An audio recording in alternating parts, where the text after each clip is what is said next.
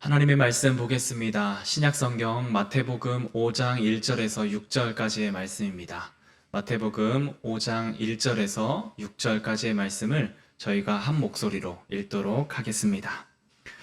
예수께서 무리를 보시고 산에 올라가 앉으시니 제자들이 나아온지라. 입을 열어 가르쳐 이르시되 심령이 가난한 자는 복이 있나니 천국이 그들의 것이미요. 애통하는 자는 복이 있나니 그들이 위로를 받을 것이미요. 온유한 자는 복이 있나니 그들이 땅을 기업으로 받을 것이미요. 의에 줄이고 목마른 자는 복이 있나니 그들이 배부를 것이미요. 아멘.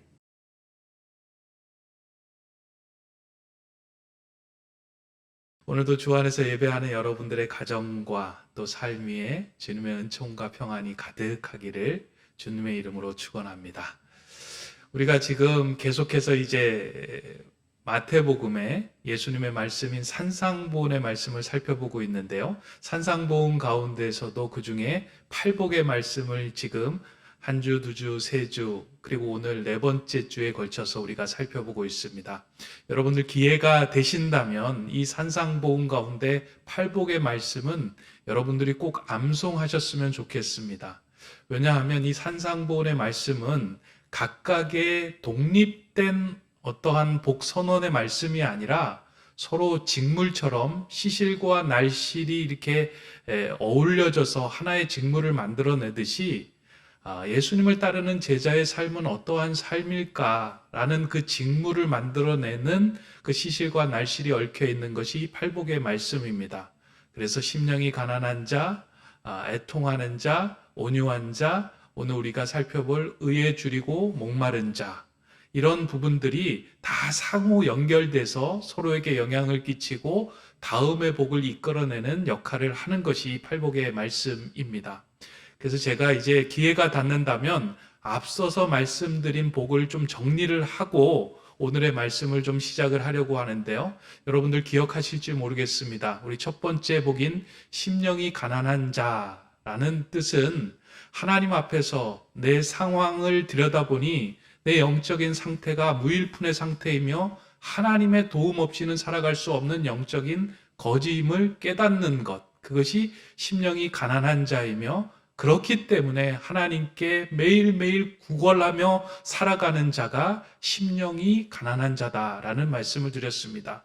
그렇게 하나님께 구걸할 때 하나님께서는 그 문을 열어주시고 하나님 나라로 들어갈 수 있는 길을 열어주시는 복을 얻게 된다 라고 말씀을 드렸고요. 두 번째 애통하는 자는 이런 것입니다. 그렇게 문을 열고 들어섰더니 하나님 은혜로 하나님 나라로 들어가는 문을 열고 들어섰더니 하나님께서 비춰주시는 그 빛을 통하여 내 자신의 상태, 내면의 상태를 보니까 너무나 죄와 너무나 악한 모습들이 가득 차 있는 모습을 보며 속상해하며 절망하며 애통해하는 삶을 느낀다라는 것입니다. 하나님 앞에 세상 속에서 살아갈 때 보이지 않았던 삶이 하나님 앞에 설 때 그것을 발견하고 애통하는 것, 그것이 복이 있는 삶이며 그 삶 가운데 하나님께서 찾아와 주셔서 그를 격려해 주시고 위로해 주신다. 그리고 이렇게 위로를 경험한 사람들은 이제 내 삶은 내 힘으로 안 된다라는 것을 깨달으며 내가 지고 있었던 삶의 고삐를 하나님께 내어드리는 것, 내 인생의 고삐를 하나님께 맡겨드리며 내 삶은 이제 하나님께 통제되어 하나님께 다스려지는 삶을 살겠습니다 하며 하나님의 속해서 평안과 평강의 삶을 그 온유함으로 드러내는 삶, 그것이 온유한 자가 복이 있다. 그러한 삶은 내가 어디에 서 있어야 할 자리를 알고 발견하며 그 서 있는 자리, 그 땅을 기업으로 받게 될 것이다 라는 말씀을 이제 첫 번째, 두 번째, 세 번째 연결돼서 말씀을 드렸습니다. 이게 다 연결된 말씀입니다. 오늘 우리가 살펴보는 네 번째 복 선언도 앞서서 말씀드리고 있는 이 산상보훈의 팔복의 내용과 연결이 되어 있습니다.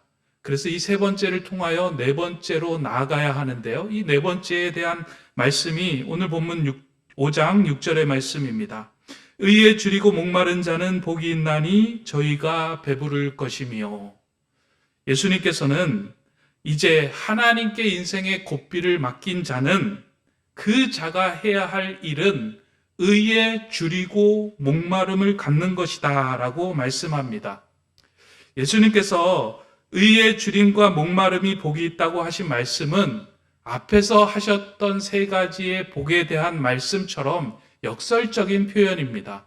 가난한 것, 애통하는 것, 그리고 온유하여 아무것도 할 수 없다고 생각하는 그 삶, 그것이 복이 있는 것처럼 줄이고 목마름도 복이 있다라고 역설적으로 표현하신 겁니다. 예수님께 모여든 많은 사람들은 그 당시에 부유하고 권세가 있는 사람들이 모인 것이 아니라 모두 다 육신의 줄임과 목마름과 그 갈증을 벗어나기 위하여 예수님께 모였습니다. 그러나 그들의 관심은 영적인 것에 대한 관심이 아니라 육신적인 그 갈급함과 갈증과 목마름을 벗어나기 위하여 예수님 앞에 섰던 것입니다. 그래서 그러한 모습을 보고 예수님은 진정으로 너희들이 줄이고 목말라 해야 하는 것은 육신의 줄임과 목마름에 대한 갈망이 아니라 영적인 것, 그러니까 하나님에 관한 것, 그것을 의라는 말로 표현하면 너희는 의에 줄이고 목말라야 하는 삶이 제자의 삶이며 그것이 복된 삶이다라고 말씀하셨습니다. 이 줄이고 목마름이라고 하는 그 단어를 좀 살펴보면요, 곰곰이 생각해 보면 한 사람이 가지고 있는 어떠한 상태를 뜻하고 이야기하는 것처럼 보이지만 사실은 줄이고 목마름이라고 하는 것은 어떠한 행동을 강력하게 유발하게 하는 어떤 열망 원동력과 같은 것입니다. 줄이고 목마를 때 그 줄이고 목마름을 채우기 위해서 집요하게 나서고 추구하기 위해서 자신의 그 포만감을 채우기 위해서 이제 행동하고 나서는 그 모습이 줄이고 목마름이라는 단어에 들어 있습니다. 그러다 보니까 앞서서 이제 세 번에 해당되는 복이 가난하고 애통하고 온유한 것이 자신의 상태를 깨닫고 자신의 상태를 들여다보는 좀 수동적인 것이었다면 이 네 번째는 적극적이고 또 열망을 추구하며 앞으로 한 걸음 내딛는 제자의 그 발걸음으로서의 그 행동을 요구하는 것이 이 줄임과 목마름에 대한 이야기입니다. 여러분들 줄여보시고 목말라 보신 적 있으십니까? 아마 한 끼, 두 끼 굶어도 요즘은 그렇게 이제 줄이고 목마르다 생각을 하지 않는데요. 실제적으로 하루를 굶고 이틀을 굶게 되면 여러분들 그 줄임과 목마름이 얼마나 강렬한 욕구이며 우리의 모든 신경과 우리의 모든 감각을 살아나게 하는 힘이다라는 것을 깨닫게 될 것입니다. 아마 몇 달 전에 저희 아이가 이제 발목 수술을 하면서 병원에 입원을 한 적이 있어요. 이제 발목 수술임에도 불구하고 병원에서는 이제 수술하기 전날부터 이제 금식을 요청을 하는데요. 저희 아이가 이제 먹는 것을 좋아하는데 걱정이 되는 거예요. 발목 수술해서 아픈 것보다 이제 굶는 것, 금식하는 것이 너무 걱정이 되다 보니까 이제 엄마하고 저에게 이야기하는 거예요. 나는 발목 수술해서 아픈 건 마취를 통해서 다 이렇게 해결을 할 수 있지만 배고픔은 이거 해결할 수 없는데 어떠냐? 어떻게 하냐? 이제 그런 이야기를 하고 이제 병원에 이제 입원을 해서 수술을 했습니다.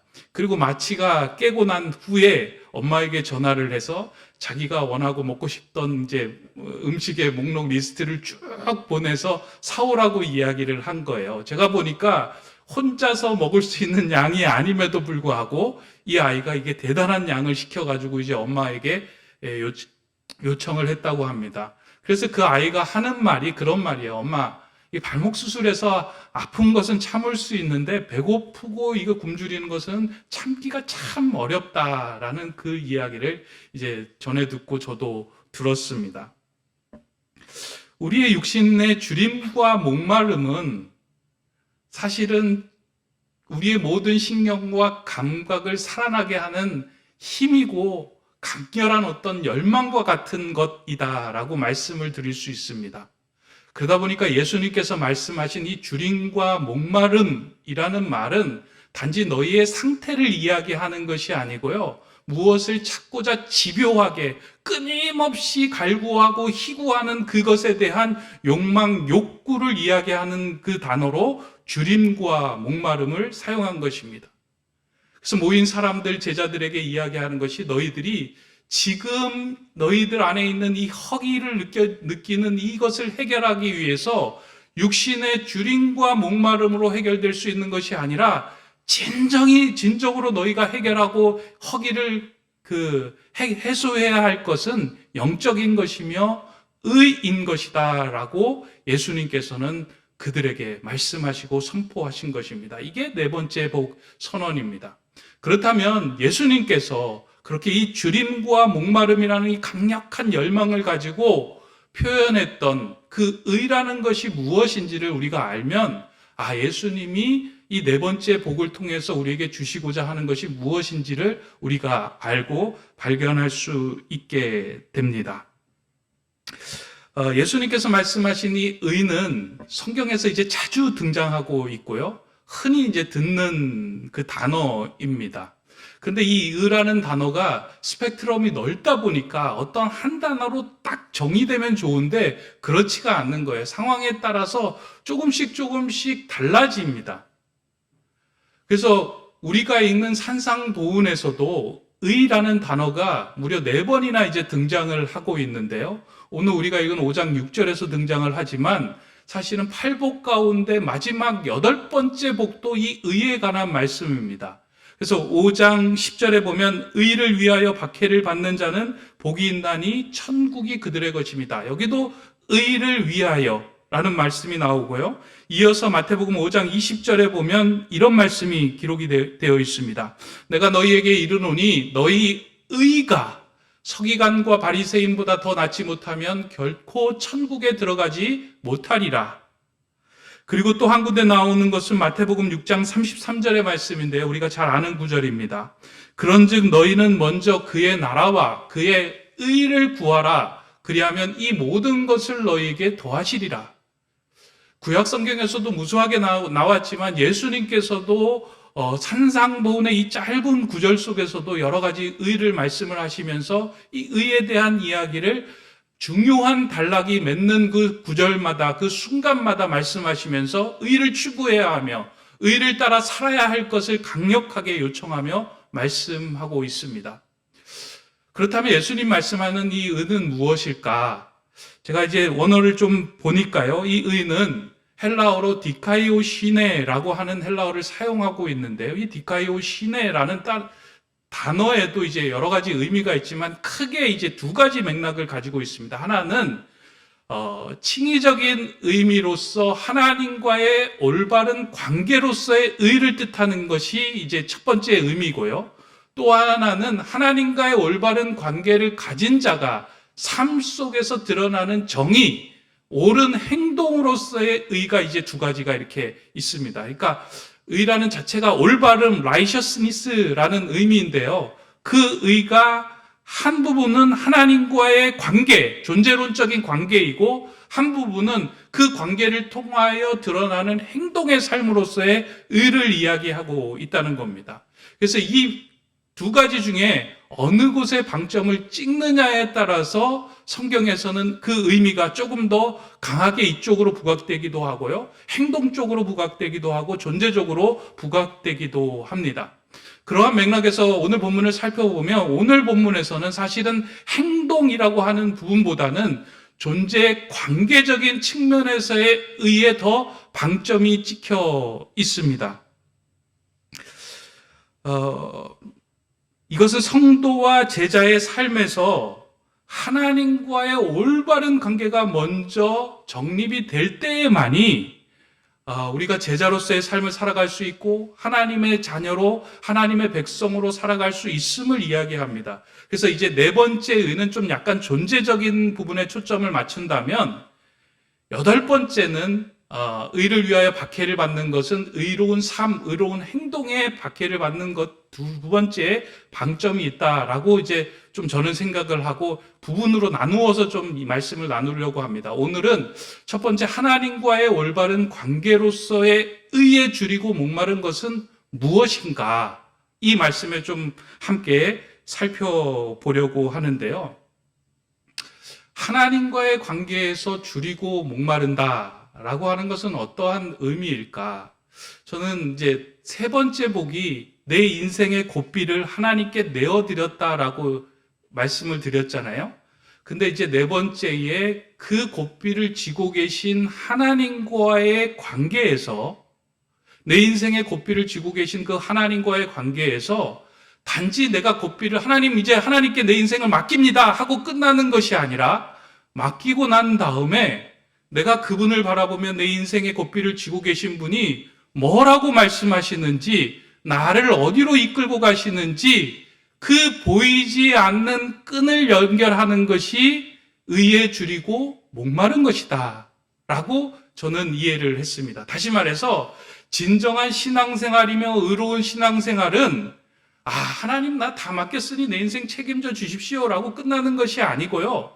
이제는 적극적인 삶의 행동이 필요한데, 내가 그분에게 시선을 맞추고 내 고삐를 쥐고 계시는 분이 어디로 향하고 계시며 어떤 말씀을 행하시며 나에게 무엇을 요구하는지 모든 세포의 감각과 신경을 총동원해 그분에게 집중하는 것, 그것이 하나님과의 올바른 관계로서의 의를 의미합니다. 사실은 신앙생활하면서 이것이 너무나도 중요한 것임에도 불구하고 우리는 이 하나님과의 관계로서의 의를 놓치며 신앙생활할 때가 너무나도 많이 있습니다.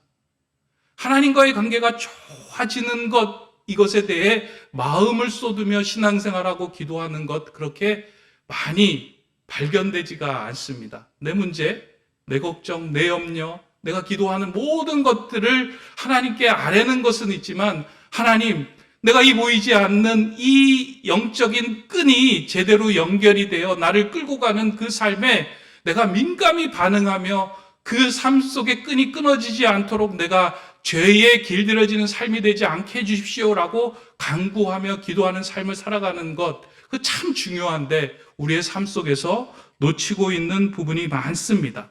그 이유가 왜냐하면 내가 하나님과의 관계가 괜찮다라고 생각하는 생각이 자주 들기 때문입니다. 오늘 이렇게 우리가 예배의 자리에 나와 있잖아요. 예배하면 하나님과의 관계가 괜찮다라고 우리는 그냥 인식을 합니다. 그리고 그날 목사님의 설교를 듣고 마음에 확 와닿았어요. 그러면 나는 하나님과의 관계가 괜찮다. 은혜로운 설교를 들었다. 은혜를 받았다. 하나님과의 관계가 좋아졌다 라고 생각을 합니다. 내가 말씀을 필사하고 성경을 읽는다. 그 행위를 통하여 내가 하나님과의 관계가 좋아졌다라고 우리는 생각을 합니다. 내가 하나님에 관련된 구제와 봉사의 일을 하면서 나는 하나님과의 관계가 괜찮은 사람이다라고 우리는 우리 스스로를 위로하며 살아가고 그렇게 생각을 합니다. 물론 괜찮은 사람이 그렇게 살아갈 수 있지만 그 행위 자체가 우리로 하여금 하나님과의 관계를 괜찮게 올바르게 만드는 것은 결코 아닙니다. 이러한 부분을 정확하게 짚어주는 말씀이 마태복음 5장 20절의 말씀입니다. 조금 전에도 우리가 보았는데요. 의에 대한 말씀에 예수님이 이렇게 이야기합니다. 내가 너희에게 이르노니 너희 의가 서기관과 바리새인보다 더 낫지 못하면 결코 천국에 들어가지 못하리라. 이게 이제 산상보훈에서 중요한 핵심 구절인데요. 너희 의가 서기관과 바리새인의 의보다 낫지 못하면 결코 천국에 들어가지 못한다라고 말씀을 합니다. 서기관과 바리새인은 그 당시에 어떤 사람인가요? 많은 사람들에게 있어서 하나님과 올바른 관계를 맺고 있다라고 생각하는 사람들 두 부류의 대명사들이었어요. 왜냐하면 서기관은 하나님의 말씀을 기록하고 필사하고 사람들에게 율법을 가르치고 전하는 사람들이었어요. 성전 중심으로 살아가는 인물들이 서기관이었어요. 그들의 하루 종일의 삶은 지금 상황으로 따지면 교회 안의 삶이었어요. 그러다 보니까 사람들은 저 사람들은 하나님과의 관계가 좋을 거야 라고 이해하며 인정하며 받아들였어요. 그리고 그 사람들 자신도 그렇게 생각한 것입니다. 이 부분을 읽으면 약간 목회자 제 자신을 보는 것 같아서 좀 마음이 뜨끔하기도 합니다. 어쨌든 이게 한 부류라면 또 한 부류의 사람들은 바리새인들이었는데, 이 사람들은 성전이 아닌 일상 현장 속에서 하나님의 말씀 율법을 지키기 위해서 애쓰며 살아갔던 경건주의자들입니다. 구별된 삶을 살아갔던 인물이에요. 직장 속에서 선교사와 같은 삶을 살려고 노력했던 삶입니다. 그런데 예수님께서는 너희 의가 서기관과 바리새인보다 더 낫지 않으면 결코 천국에 들어갈 수 없다라고 말씀을 하십니다. 이 말씀이 이해하기가 어려운데요. 그러면 우리 보고 어떠한 의를 가지고 살라고 하느냐? 서기관의 의, 바리새인의 의보다 더 높은 수준의 의를 우리에게 요구하는 것인가? 물론 그럴 수도 있지만요. 예수님은 보다 근원적인 의의 개념을 말씀을 하고 계시는 겁니다. 서기관들은 자신이 말씀을 풀어주고 자신이 말씀을 해석하는 거에 관심을 가지면서 하나님과의 관계에서 줄인 것보다 내가 사람들과의 관계 속에서 줄이고 목마른 것들이 더 컸던 사람들입니다. 영적으로는 나는 괜찮은 사람이다라고 생각을 해서 영적으로 배불러 있는 사람이에요. 왜냐하면 말씀을 늘 보니까 나는 하나님을 굳이 찾지 않아도 이 말씀을 통해서 나는 하나님을 만나고 있다라고 생각을 스스로 했던 사람들입니다. 바리새인도 마찬가지예요. 내가 율법을 지키고 헌금을 하고 구제를 하고 기도를 하는 행위를 통해서 나는 하나님과의 관계에서 부족함이 없는 사람이다라고 생각을 하며 영적으로 포만감을 스스로 누렸던 사람입니다. 그러니까 진정으로 중요한 것은 하나님을 바라봐야 하는데 자신의 일을 바라보고 자신의 경건한 행위를 바라보고 사람들을 바라보고 그것에 줄여 있고 굶주려 하는 그 삶의 모습, 그러한 삶의 모습과 자세로는 결코 천국에 갈 수 없다. 보다 근원적인 연결은 우리는 하나님께로 연결되어 있어야 하는 것이지, 우리의 삶에서 나타나는 모든 행위나 모습을 통하여는 하나님과의 관계가 세워질 수 없다라는 것을 명확하게 꼬집고 해석해 주신 말씀입니다. 지난주에 이 말씀을 읽으면서 한 주 내내 정말 하나님 앞에 많이 제 자신이 부끄러웠습니다. 서기관의 모습 속에서 제 모습이 있었고요. 바리새인의 모습이 속에서 제 모습이 있는 거예요. 한 주간 내가 뭐에 가장 줄이고 목마른 것인가? 곰곰이 산책을 하면서 길을 걸으면서 묵상을 해보니까요.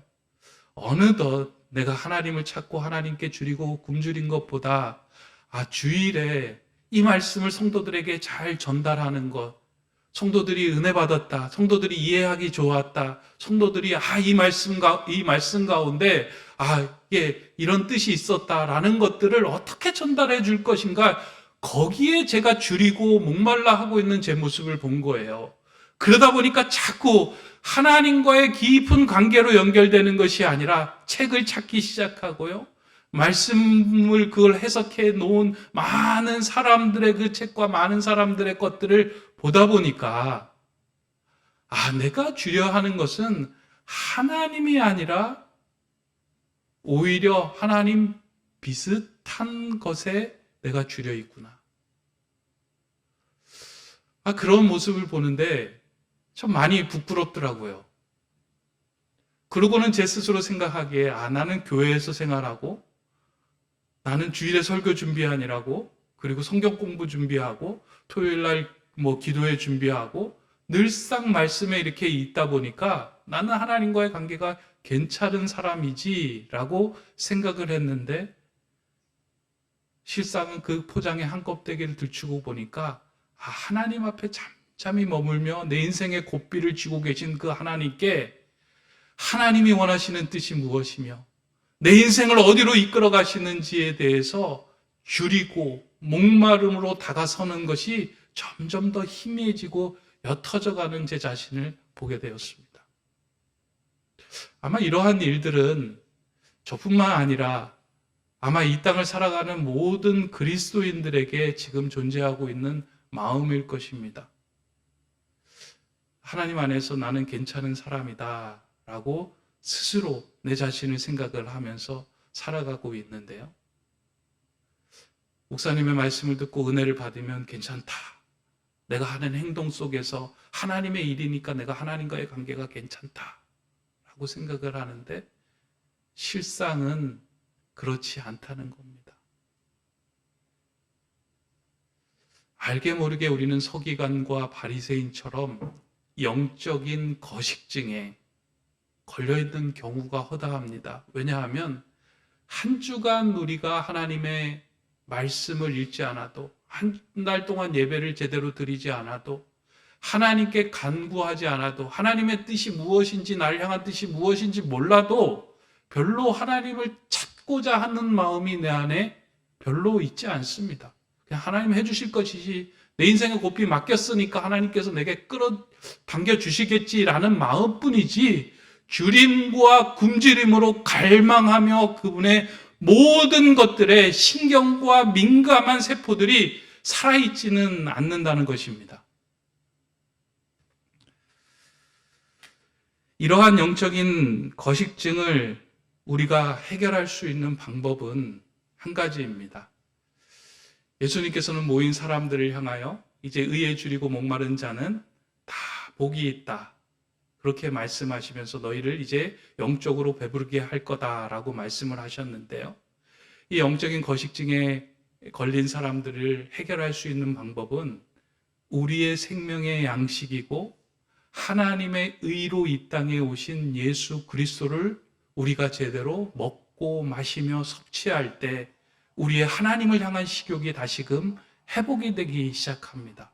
다시 말해서 하나님의 의로 이 땅에 오신 예수 그리스도에게 목말라 하고 주림 그 삶이 회복될 때에 우리는 하나님으로부터 공급하는 영적인 것들을 얻을 수 있는 그 영적인 탯줄들이 살아난다라는 의미입니다.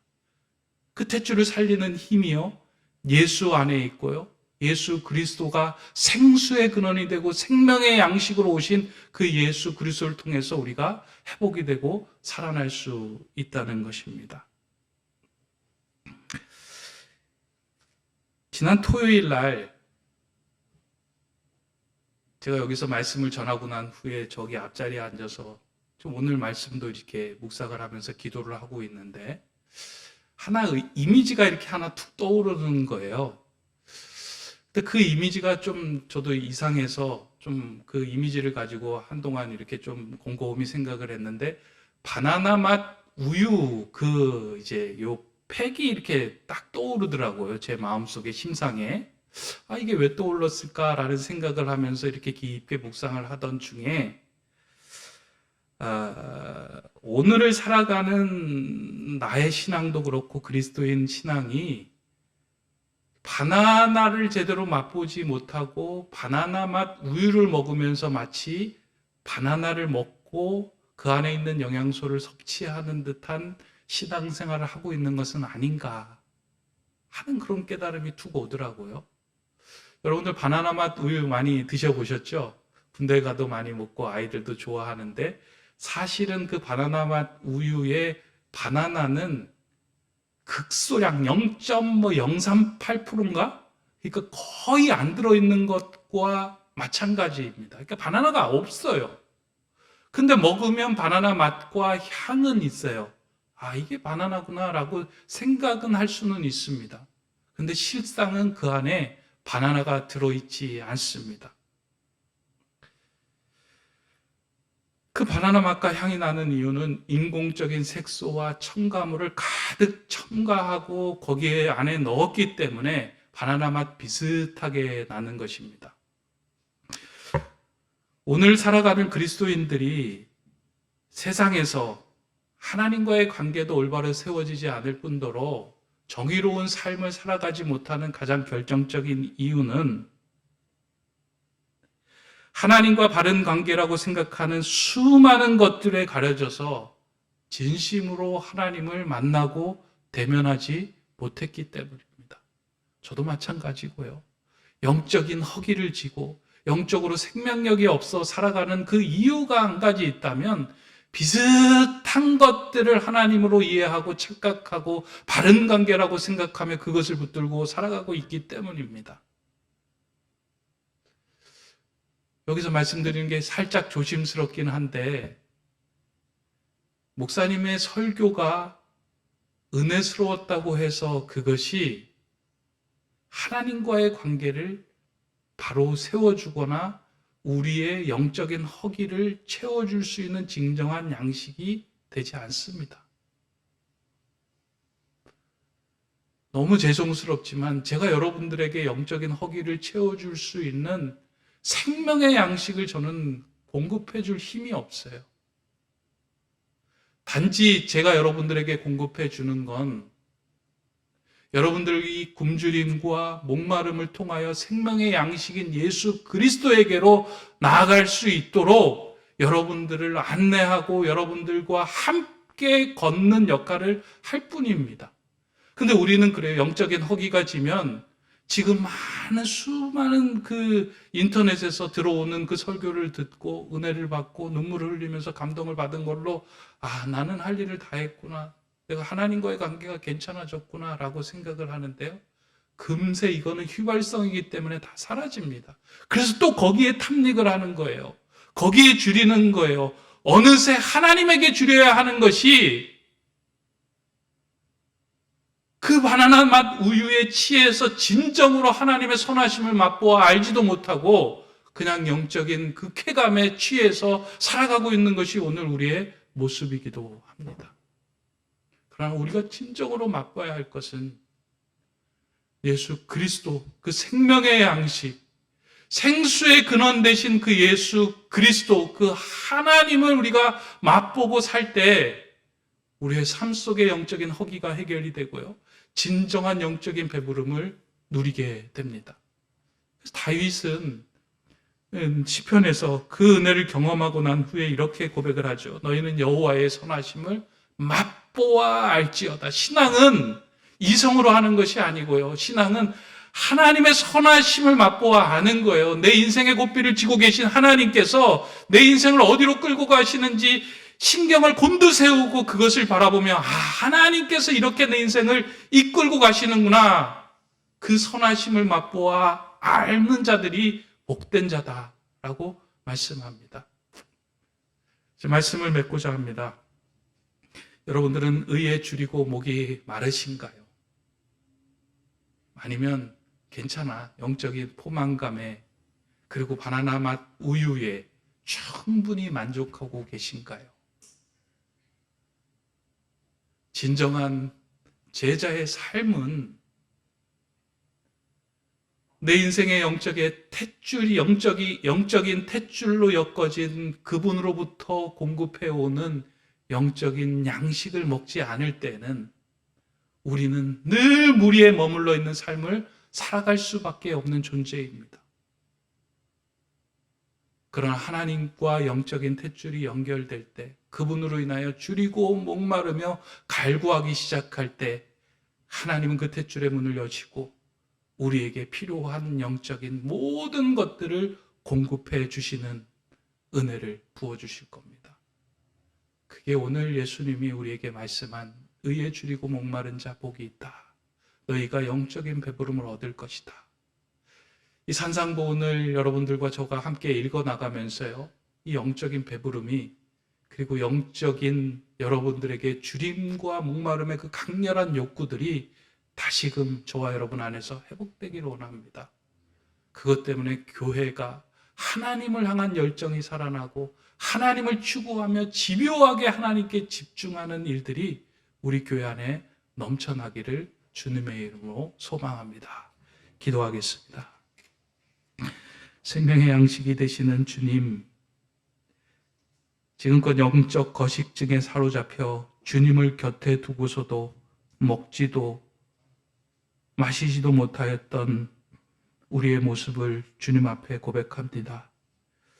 주님을 향한 줄임과 목마름이 회복되게 하시고 오직 주님을 영의 양식으로 취하게 하여 주셔서 내 안에서 메말랐던 영혼이 다시금 회복되게 하여 주시고 내 삶 속에서 일어나는 모든 행동과 삶들이 예수 그리스도의 삶과 정의가 드러나는 삶으로 바뀌게 하여 주시옵소서. 산상보훈을 읽는 동안 우리 높은 뜻 세움교회 성도들이 그런 성도로 조금씩 자라가게 하여 주시옵소서. 예수 그리스도의 이름으로 기도드립니다. 아멘.